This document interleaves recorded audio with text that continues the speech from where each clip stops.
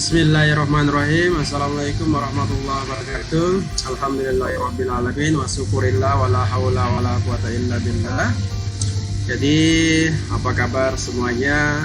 Semoga kita selalu sehat walafiat. Hari ini kita akan membahas tentang material properties atau sifat material. Jadi pada pembahasan sebelumnya kita telah membahas beberapa hal yang memiliki peran penting dalam memberikan sifat terhadap sebuah material.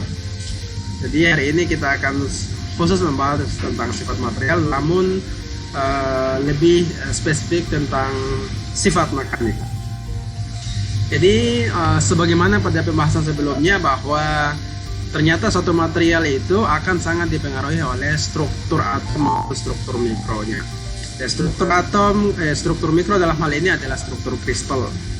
Jadi di dalam struktur atom ada susunan proton, elektron maupun neutron yang memiliki pengaruh juga terhadap sifat sebuah material. Begitu juga struktur kristal, ada susunan atom dalam material tersebut. Jadi bentuk struktur tersebut misalnya FCC, BCC maupun HCP. Di dalam satu potongan unit sel, susunan dari atom tersebut akan memberikan pengaruh terhadap sifat dari sebuah material. Di ruang lingkup juga ini kita sudah bisa lihat bahwa ternyata ada beberapa hal yang berpengaruh terhadap material tersebut. Jadi selain struktur atom, struktur mikro, begitu juga pasti akan berpengaruh terhadap lingkungan dan sebagainya. Jadi kalau lingkupnya ada material science, material engineering, surface engineering maupun life cycle engineering. Nah, kemudian kalau kita mau mendapat sebuah material, bagaimana caranya kita memproses sebuah bahan baku, kemudian dapat material. Maka perlu kita manufacturing menjadi sebuah komponen, misalnya ya ada komponen tertentu yang kita hasilkan, misalnya part-part dari kendaraan maupun alat-alat berat misalnya. Oke, itulah ruang lingkup material. Dalam ini material science dan material engineering. Nah, hari ini kita akan bahas tentang material properties atau sifat material, tapi sekali lagi kita akan fokus pada mechanical properties atau sifat mekanik.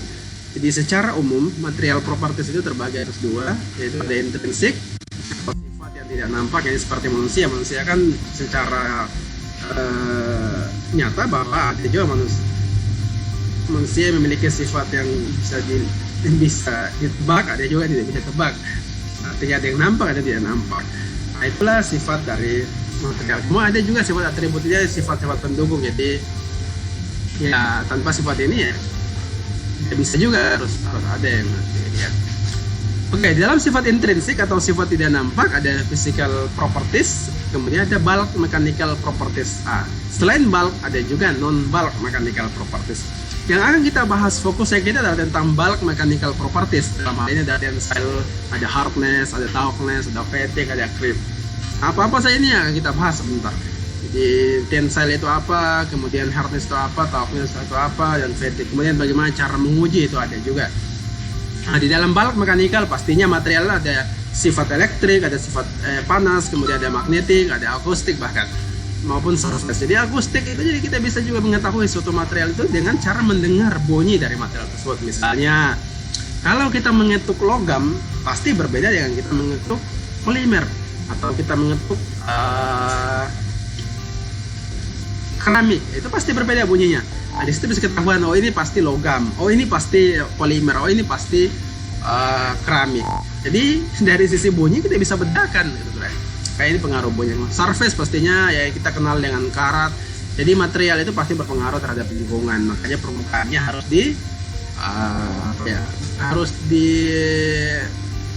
dilindungi atau diprotect dengan cara-cara tertentu sehingga tidak berpengaruh terhadap lingkungan. Nah, inilah yang perlu kita ketahui. Dan pada pembahasan ini kita akan fokus pada bulk mechanical properties. Kenapa kita perlu mempelajari tentang sifat mekanik? Di dalam sebuah aplikasi desain, hasil desain pastinya akan material yang kita gunakan itu akan mengalami berbagai macam gaya atau pembebanan. Contohnya jembatan ini. Jembatan ini tidak mungkin pada saat digunakan material asal menggunakan material, dan pasti gaya yang diterima oleh material tersebut sangat besar, baik gaya normal maupun gaya-gaya yang lainnya. Jadi itu harus kita pertimbangkan, karena kapan kita salah memilih material yang jenis aplikasi tertentu pastinya akan fail. Nah, dari perilaku material inilah yang perlu kita pelajari melalui sifat mekanik. Jadi dari kekuatan tariknya, kekuatan kerasannya itu harus dipertimbangkan semuanya. Sehingga pada saat kita mengaplikasikan pada sebuah hasil desain, itu tetap berjalan sesuai dengan yang kita inginkan. Intinya material itu kapan diaplikasikan pasti akan selalu mengalami pembebanan, pasti akan selalu menerima gaya, baik dari sisi arah manapun pasti gaya itu akan diterima. Makanya kita harus mempertimbangkan gaya-gaya tersebut sehingga beban yang diterima tidak sampai merusak atau memberikan kegagalan buat material tersebut. Nah, itulah kenapa perlu kita mempelajari sifat mekanik. Jadi kita harus dipertimbangkan. Nah, oke, jadi secara umum sudah pernah kita jelaskan bahwa material itu sangat tergantung pada komposisi kimianya. Kemudian sangat tergantung sama struktur mikronya. Struktur mikro berbeda, komposisi kimia berbeda, pastinya berbeda. Tapi struktur mikro sama dan komposisi kimia berbeda, pasti akan berbeda. Begitu juga sebaliknya. Komposisi kimia berbeda, namun struktur mikro sama, ya masih bisa saja berbeda hasil sifatnya. Nah, itulah yang pengaruh-pengaruh terhadap sebuah material. Jadi karakter material itu bergantung pada hal tersebut. Ya. Sifat mekanik itu ada beberapa. Secara umum itu sebenarnya cukup banyak, tapi secara umum yang perlu kita katakan ada beberapa itu. Ya. Jadi 5, ada kekuatan pastinya atau strength. Ini apa itu kekuatan? Kekuatan adalah suatu ukuran besar gaya yang diperlukan untuk mematahkan atau merusak suatu benda. Artinya kalau kita mau menguji kekuatan suatu benda, suatu material, ya coba aja dirusak sampai seberapa besar gaya atau kekuatan yang kamu berikan untuk merusak material tersebut. Artinya kapan material sudah rusak berarti itulah batas dari kekuatan material tersebut. Kemudian kekuatan luluh atau yield strength, itu juga istilah-istilah yield strength atau kekuatan luluh. Jadi kekuatan bahan terhadap deformasi awal. Jadi kalau kita lihat dalam grafik tegangan-regangan, itu semua kelihatan bahwa yield strength itu ada posisinya di mana dan kemudian ada perubahan. Jadi awalnya ada elastis, ada kemudian yield strength dan kemudian plastis dan kemudian UTS hingga pada rupture atau patahan. Jadi ada juga istilah yield strength. Jadi kekuatan bahan terhadap deformasi. Jadi pada saat setelah melewati yield strength, sebenarnya material dalam grafik tegangan-regangan, saya tidak bisa tuliskan dalam grafik tegangan-regangan ada contohnya mana ya, saya bisa perlihatkan dulu. Nah, ini grafik tegangan-regangan. Jadi di sini itu yield strength. Setelah yield strength pastinya adalah awal dari perubahan sebuah material, karena di sini material akan kembali pada bentuk awalnya. Di sini material akan kembali. Ya, itu saja ya, sekedar mengetahui dulu. Selain yield strength, ada kekuatan tarik, tensile strength, atau kekuatan maksimum dapat diterima. Jadi material kan kalau kita uji kekuatan tariknya, kekuatan tensile strength-nya, ya pasti kita akan tarik. Tarik sampai pada material itu mengalami kegagalan. Itu adalah tensile stress-nya atau kekuatan maksimum yang dapat diterima oleh material tersebut. Kemudian ada istilah keuletan, ductility, ya berhubungan dengan elastisitas pastinya. Ulet, ya pasti sedikit. Yang ulet itu pasti ada sedikit sifat elastisnya, tapi kalau yang tidak ulet pasti akan sedikit brittle atau ya sedikit rapuh bahkan. Kemudian juga ada istilah tautness atau ketangguhan. Jadi ketangguhan itu jumlah energi yang mampu diserap oleh suatu bahan sampai terjadi perpatahan. Nah, jadi berapa besar sih energi yang diterima oleh material tersebut sampai fail. Nah, itu adalah ketangguhan. Selain sifat-sifat itu sebenarnya banyak. Ini ada stiffness, ada strength, tadi strength sudah, elasticity, ada plasticity, ductility, malleability, kemudian hardness, ada brittleness, ada creep, ada formability, ada castability, dan bendability. Ya, saya tidak bahas semuanya karena memang sudah ada beberapa dibahas ya. Tapi misalnya ada elasticity nanti sama plasticity nanti kita lihat di grafik tegangan-regangan. Lalu ductility sudah pastinya, malleable ini akan ya, sebenarnya ada sifat ductile juga sedikit sebenarnya. Kalau di dalam material mohon maaf besi tua. Salah satu jenis besi tua itu malleable cast iron. Hardness pastinya kekerasan, brittleness pastinya yang sifatnya lebih rapuh, kemudian creep ini perubahan material terhadap waktu dengan bebannya konstan, kemudian ada formability. Formability ini material yang mampu dibentuk. Jadi tidak semua material itu bisa dibentuk ya. Jadi jangan sampai kalian berpikir bahwa oh ini logam semuanya bisa dibentuk. Oh, tidak, ada material yang tidak bisa dibentuk. Kapan dibentuk dia akan mengalami kegagalan. Nah, itulah makanya diistilahkan diklasifikasikan dalam ada material yang formability, ada material yang tidak formability atau tidak bisa dibentuk. Kapan dibentuk akan mengalami kerusakan. Itu adalah jenis-jenis sifat mekanik dari sebuah material. Kemudian mohon maaf, ada stability, ada juga reliability. Stability pastinya kemampuan di casting, kemampuan dilakukan pengecoran. Tidak semua material bisa dicor. Ada material yang memang kalau pada saat dilakukan pengecoran dia akan lebih cepat mengalami pengeringan atau mengalami kekerasan sehingga tidak bisa mengisi rongga-rongga yang telah kita tahu, molding yang telah kita buat atau cetakan yang telah kita buat. Jadi tidak semua ke stability ya. Makanya ada istilah besi tuang atau besi logam yang bisa dilakukan proses pengecoran atau casting. Ada weldability, tidak semua material bisa di welding atau dilakukan pengelasan. Ada jenis material gitu. Walaupun sama-sama logam belum tentu semuanya bisa dilas. Jadi artinya ada material itu tidak sembarang dilas. Mungkin dengan gusur las yang berbeda atau dengan jenis tertentu baru bisa dilas. Jadi tidak sembarang material bisa dilakukan pengelasan. Itulah beberapa jenis dari sifat mekanik. Di dalam sifat mekanik pasti kita akan lakukan ada tadi yang namanya hardness, seperti kita harus melakukan proses uji kekerasan. Bagaimana apa itu kekerasan? Yaitu kemampuan satu material untuk tahan terhadap abrasi, terhadap pengoresan maupun pengikisan. Nah itu kalau kita mau menguji kekerasan suatu material dengan cara sederhana ya pasti tinggal kita mengambil dua jenis material tersebut. Kalau kita mau mengetahui mana yang lebih keras, tinggal kita melakukan proses penggesekan atau antar kedua material yang mana mengalami pengikisan atau abrasi, maka jadi jelas bahwa material tersebut memiliki kekerasan yang lebih rendah. Nah itu jadi itu adalah bagaimana cara kita menguji kekerasan suatu material secara sederhana. Namun bagaimana sih cara menguji material tersebut? Ada beberapa metode, ada Fresnel, ada Vickers, ada Rockwell. Nah ini yang paling umum dipakai adalah Rockwell. Jadi kita bisa lihat, kemudian inilah bentuk indentornya. Jadi Fresnel itu indentor yang digunakan itu bola atau ya bola bentuknya seperti ini. Kemudian prosesnya itu masih sangat bisa dibilang masih sangat manual ya, karena kita masih harus menghitung setelah kita lakukan proses pengujian kekerasan. Makanya kurang digunakan metode ini atau alat ini kurang digunakan. Jadi bentuknya bola, ada diameter dalam, diameter luar, kemudian dimasukkan ke dalam persamaan ini ada berapa sih besar tegangannya atau bebannya, kemudian dibagi dengan pi dengan diameter luar, ada 3 dikurangin diameter dalam. Ini persamaannya, baru kita bisa mengetahui kekerasan sebuah material. Begitu juga Vickers, tapi Vickers bentuk indentornya berbeda. Bentuknya adalah prisma atau segitiga. Kalau kita lihat ini bentuk segitiga, tapi kalau dalam 3 dimensi ternyata bentuknya prisma. Seperti ini ya, kita juga masuk ke dalam persamaan, kita dapat hasil dari kekerasan. Berbeda dengan Rockwell. Kalau Rockwell dia memiliki 2 jenis indentor, baik yang bentuk prisma maupun yang bentuk bola.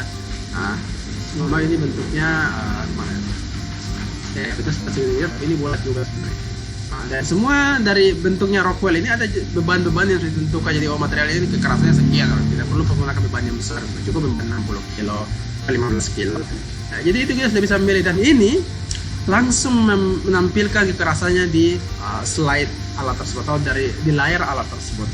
Jadi sangat sederhana proses penggunaan alat ini, makanya lebih banyak dipakai dibanding dengan jenis yang Fresnel maupun Vickers. Itulah bentuknya indentor. Nah, kemudian selain uji kekerasan ada juga uji mulur atau creep test. Di awal saya sudah jelaskan bahwa creep itu sebenarnya kecenderungan suatu material terhadap perubahan atau deformasi plastis. Jadi deformasi kan ada plastis, ada elastis kan. Tapi kalau creep sebenarnya lebih ke deformasi plastis karena perubahan material tidak bakalan kembali ke bentuk awalnya. Nah, ini kalau kita lihat ada 3 stage. Jadi kalau material ini diberikan bebannya sebenarnya tetap, tapi dalam jangka waktu yang cukup lama. Nah, dengan beban tersebut ada juga pengaruh misalnya temperatur, maka dia akan mengalami perubahan. Stage pertama ini masih dalam sifat elastis, material kemungkinan masih kembali, tapi dia akan berjalan terus. Beban itu walaupun tetap, tapi dalam waktu yang lama dia akan berjalan terus sampai pada stage kedua, ya materialnya sudah masuk pada kondisi elastis.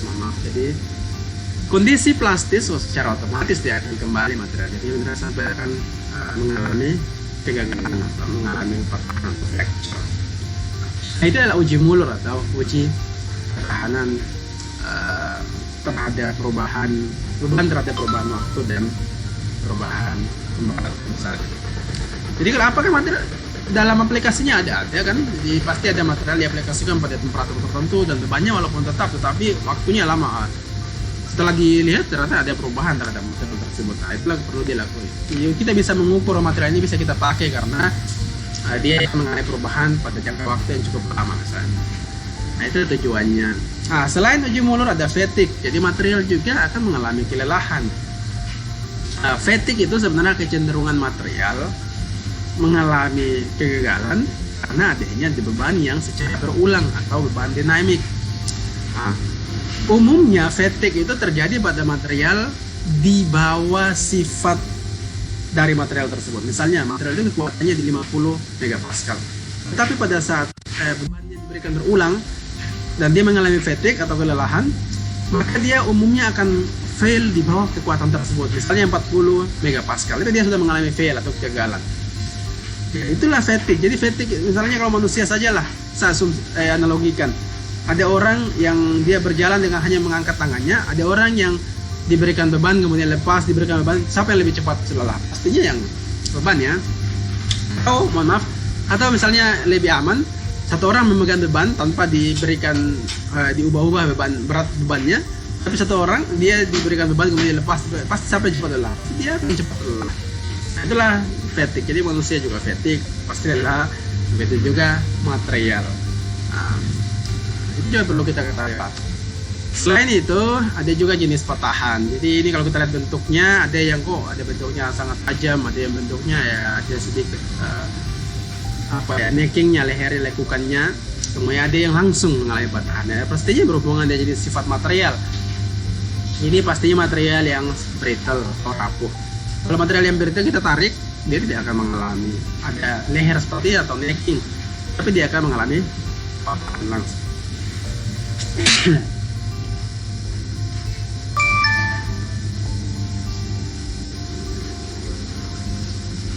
Oke, mohon maaf.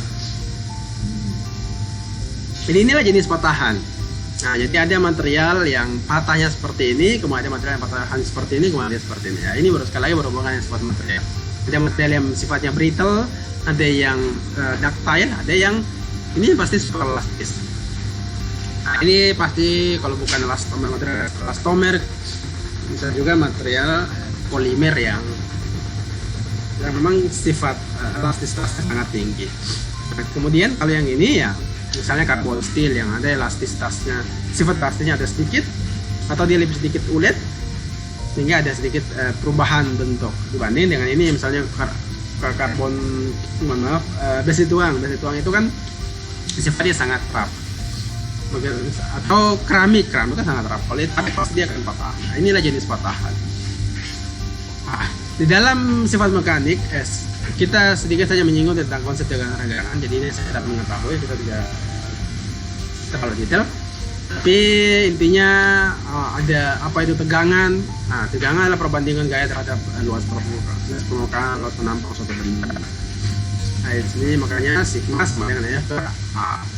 Nah, kemudian ada regangan, pastinya adalah perbandingan terhadap pertambahan panjang terhadap panjang mula-mula. Kayak delta L per L0.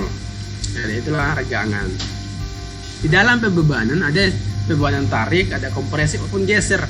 Nah, tarik pastinya material itu cenderung mengalami perubahan bentuk dengan konsep seperti ini, maksudnya dia mengalami pengecilan. Tapi kalau kompresi dia akan mengalami proses pembesaran, tetapi panjangnya akan berkurang. Kalau geser seperti ini. Jadi pembebanan statis itu ada 3 jenis ini. Ada tarik, ada kompresi, ada juga beban geser. Nah, inilah sampel uji tarik, hanya sekedar mengetahui bahwa seperti ini bentuknya. Jadi setiap lekukan itu ada sudah terukur, tidak hanya sekedar membuat sampel. Jadi kalau jangan sampai kalau sekedar membuat, dia akan misalnya sampelnya di sini sudah ada necking atau ada lekukannya yang mengakibatkan ada potensi penilai perubahan, itu tidak boleh. Jadi harus ada bentuk yang presis seperti ini, sehingga gaya yang diterima itu sama ke seluruh bagian material. Nah, tegangan pastinya persamaan sudah saya jelaskan tadi, ada delta L per 0, kemudian ada tegangan geser, persamaannya tau sama dengan F per A, kurang lebih sama, yang pastinya kan luas penampangnya berbeda. Nah, itulah, jadi pasti akan nilai yang didapatkan berbeda, tapi persamaannya pastinya sama. Jadi gaya yang terima per luas penampang dari material tersebut, dia disimbolkan dengan tau. Nah, selain itu ada juga istilah deformasi elastis atau elastis deformation.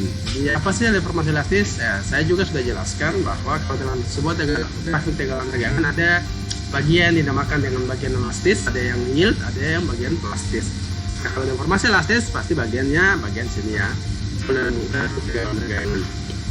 Kapan dia belum melewati bagian ini, maka dia masih dalam area elastis, sehingga dia akan kembali ke bentuk semula. Nah, itu poinnya.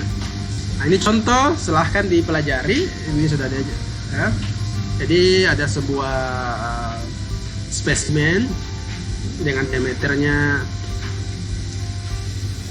dengan panjangnya 305 mm, dan diberikan dilakukan proses ditarik dengan beban 276 megapascal atau 40.000 psi. Pada saat diberikan beban dilakukan proses penarikan tersebut, dia masih berada pada area elastis. Nah, yang ditanyakan adalah berapa resultan elongasinya atau perubahan resultan pertambahan panjangnya itu berapa? Nah, delta L-nya berapa? Kalau ini kan digunakan persamaan apa? Sebenarnya digunakan persamaannya modulus elastisitas E sama dengan sigma per atau tegangan per tegangan. Ini persamaannya.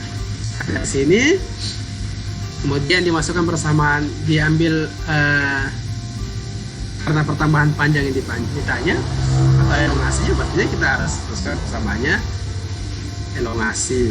Dalam hal ini adalah delta L per L0 ya. Ditanya adalah delta perubahan panjangnya berapa. Kita juga masuk, kemudian dapatlah seperti ini.